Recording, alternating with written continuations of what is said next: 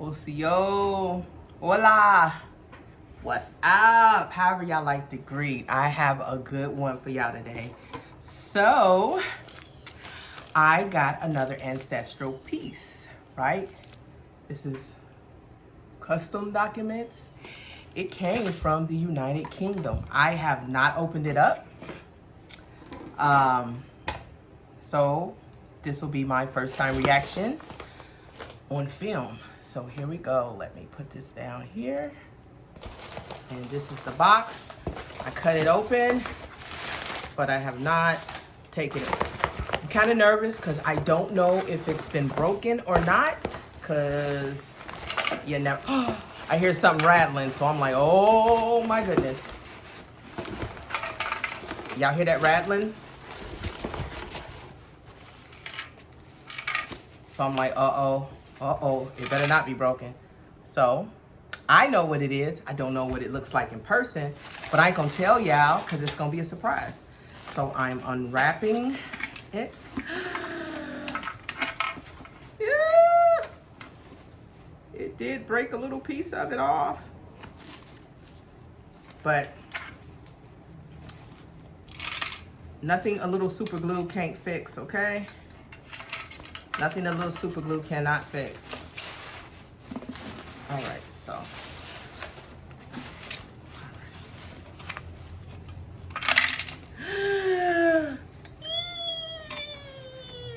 I'm gonna have to do a project, yeah. I'm gonna have to do a project. Look at all these little pieces. Somebody didn't pay attention to the all the fragile stickers that was on the box. Okay, another piece. Alrighty, so she's been banged up, been through some things, but doggone it, she here. Okay, so I'm gonna turn her around. Look who this is, y'all. This is Luzia.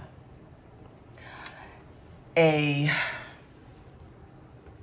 is Luzia, the replica bust of the oldest bones found in America. Let me get this right. Okay, yeah. This is Luzia. She's a little banged up. She came from the UK, and whoever was, delivering her didn't give a doggone because they ain't understand the value. So she's cracked here. I have to do some surgery on her. But the most important part of her is not cracked. It's like the back part, so we can work with that. Her ear over here has gotten cracked, but again, the most important part is fine. She's heavy too, so I'm gonna put my hand up in here to hold it. So this is Luzia, one of the oldest bones found here in America, and they found her skull in Brazil, and they had a cast of her actual skull, and they had a forensic anthropologist use facial recognition technology to recreate who she is. And isn't she beautiful? Yes, you are. So she was 20 years old, but she was not the only bones found in Lagoa Santa. I would think it was a total of 18. Her bones, her skull was in the Brazilian Museum, and the Brazilian Museum caught on fire, but they were able to recover some of her skulls. And I just want y'all to understand how important this is. The average person does not have access to this right here. People within the anthropological community and museums have access to this right here. I'm gonna tell y'all the story, how I got access to this right here. Ancestral intervention. Okay, so one night, I couldn't sleep. And through an ancestral chain of events, I end up online and I end up purchasing Grandma Luzia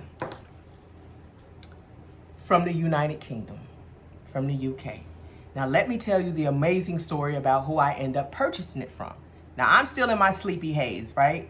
So I'm purchasing, I'm like, oh yeah, okay, it'll be here. But then I got, no, ask him, did he make this? So I asked him, did he make it? And this is the response that I got. And I'll take a screenshot of it and insert the response. I got this response. It said, hi, Zakia, thanks for asking. I didn't make it. I'm reading on my computer. It was made by Dr. Richard Neave. Now, if y'all go and Google Luzia in Brazil, you'll see a picture of Luzia. She's like up mounted like this, and there'll be a European guy doing something like he's working with her face. That is Richard Neave. So it says, hi, Zakia, thanks for asking. I didn't make it. It was made by Richard Neave, a forensic anthropologist at the University of Manchester in the UK. I was the producer, director of a documentary about the first Americans. You guys should watch that, The First Americans. The guy that I purchased it from is the producer and director of that documentary, The First Americans.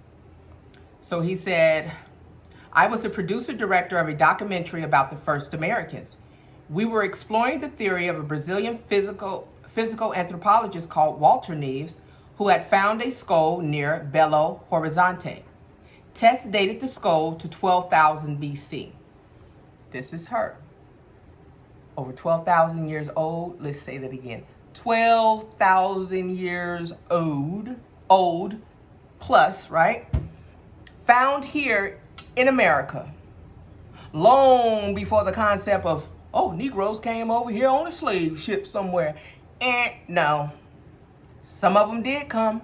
But that doesn't account for the reason why people with this phenotype exist on the continent of America. Now, quite naturally, because we live in a racist society, which is, quite frankly, a modern concept, destructive as it is, we'll try to debate you. We'll try to make all the excuses in the world that they possibly can to dismiss the presence of beautiful, dark skin, full lips, broad noses. In other words, Negroid phenotype on the continent of America. They will try, and I'm quite sure some racists will pop their little racist heads in the comment section and begin to spew and rant and ramble like mad men and women about this, that, and the third. But I'm just going to let you guys know right now, I'm not interested. You'll go have to argue with a wall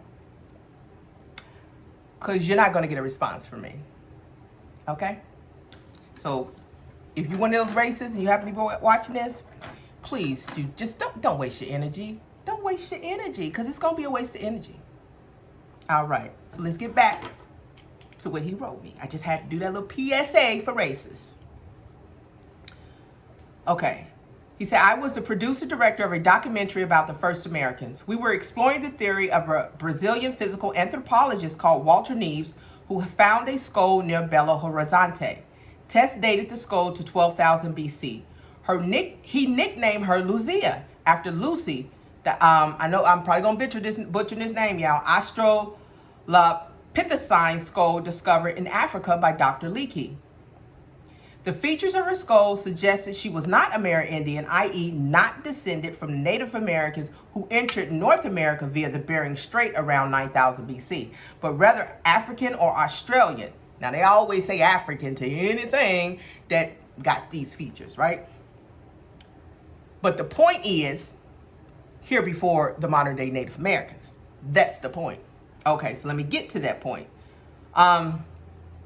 The features of her skull suggested she was not Amerindian, i.e. not descended from the Native Americans who entered the North America via the Bering Strait around 9,000 BC, but rather African or Australian, suggesting Luzia arrived earlier and by sea, as the Bering Strait would have been closed due to ice.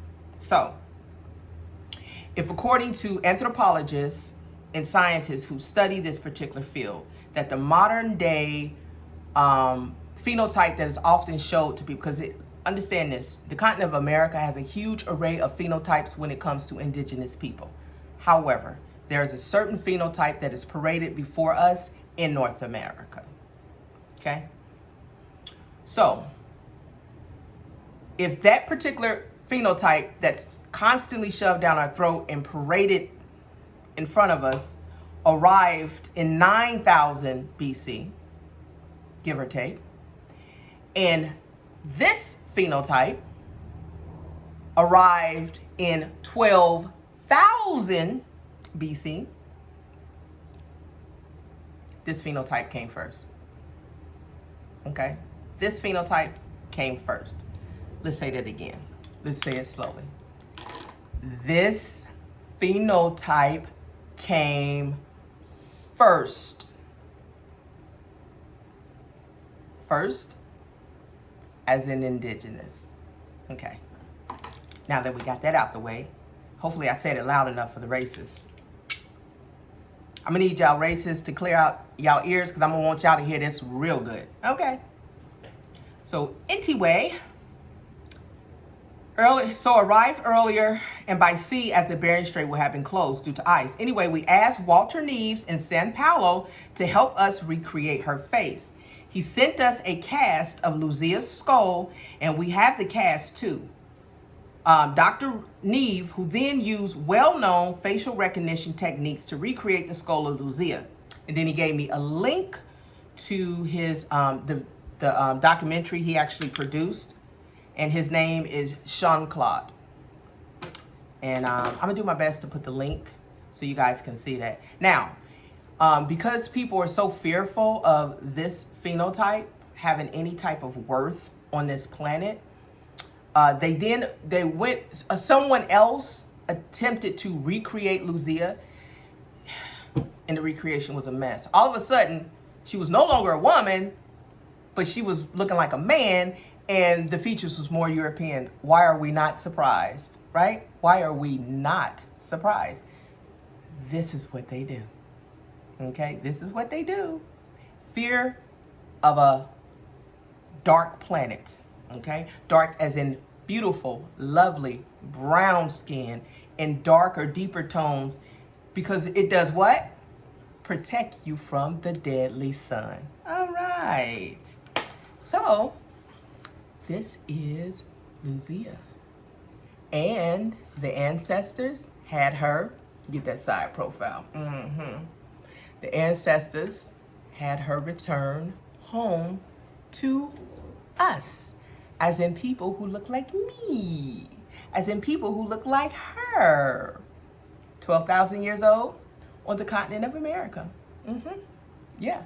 So, for those of you who have not dug into your genealogy and your ancestry, and you have been brainwashed by the public school system, which was created in the War Department against indigenous people, please research your phenotype. Do not tell somebody that you look like the way that you look like is because you came from Africa. It's not to say that you do not have any African ancestry.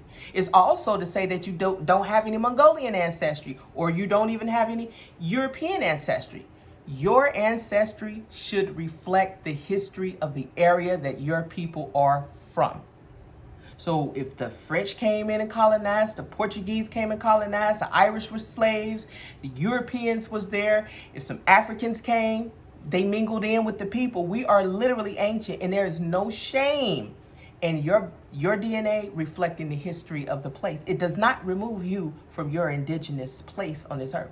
What it do is expand your bloodline, because some of those European ancestries go to thrones.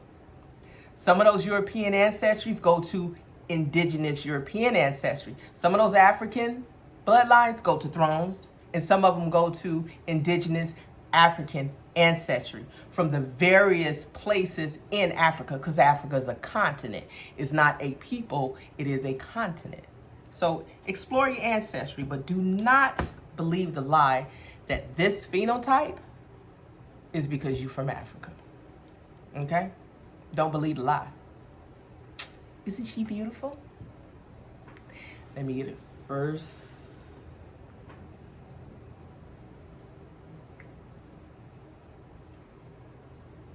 I have seen this phenotype in the hood near you, okay? Your local hood, you're gonna find this phenotype. I have seen this phenotype on the islands.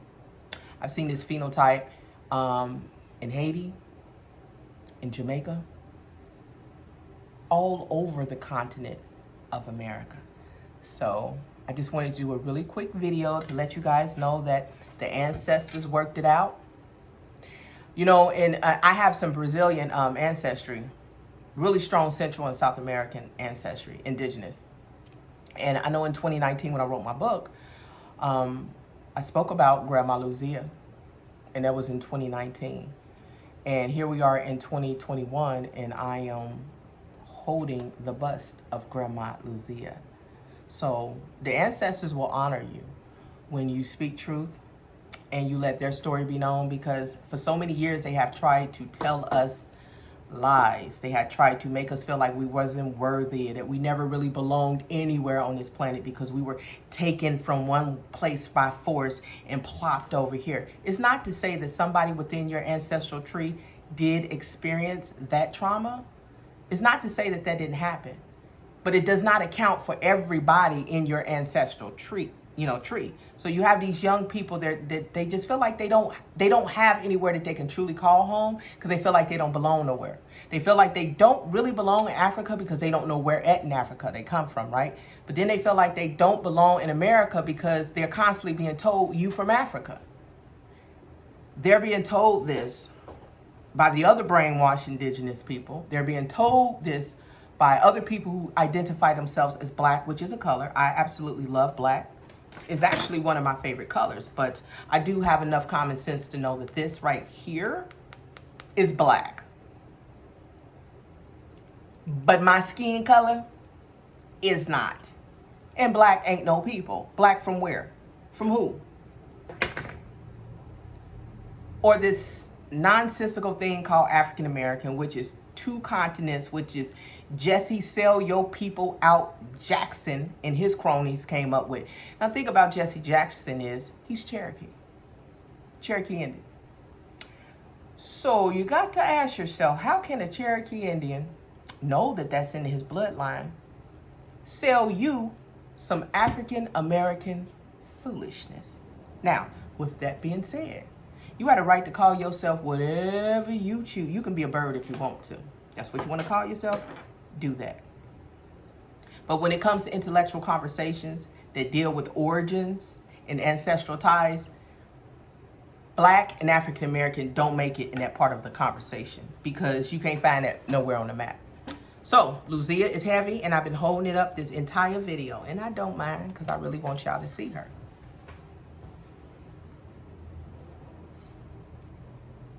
But enjoy. Show the babies, okay? Here you go. Peace.